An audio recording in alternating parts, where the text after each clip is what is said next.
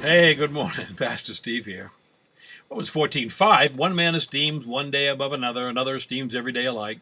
Let every man be fully persuaded in his own mind. He that regards the day regards it to the Lord. He that regards not the day to the Lord, he does not regard it. He that eateth, eateth to the Lord, for he giveth God thanks. He that eateth not to the Lord, he eateth not, and gives God thanks. For none of us live to himself. No man dies to himself. Whether we live to the Lord. Whether we die unto the Lord. Whether we live or die, we are the Lord's. I think this is all best summed up by an incident that happened on a beach outside of Galilee shortly after the resurrection. Remember when the boys were out there and they were discouraged, and Peter said, "I'm going fishing," and all the other guys followed. Yeah. And then someone showed up on the beach. They'd been fishing all night and caught nothing. They saw a guy on the beach by a fire. He says, "Lads, have you any fish?" "No, try the next landing. We fished all night and got nothing." Then he said, "Throw your nets on the right side of the boat."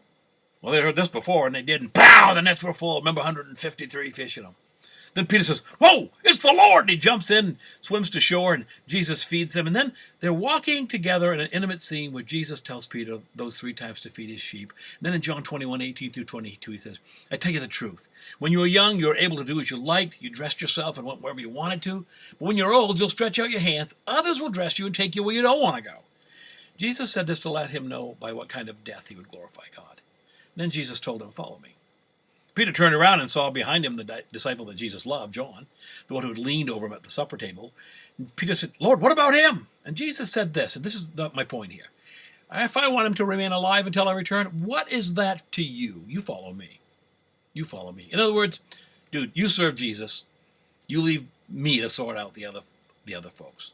So much effort is wasted on flailing others in the Christian press, and the gospel is hindered. Jesus is saying, don't fret about John. You pay attention to Peter. You pay attention to the ministry I've given you. You feed my sheep. He is none of your business. Now you get about serving and ponder that.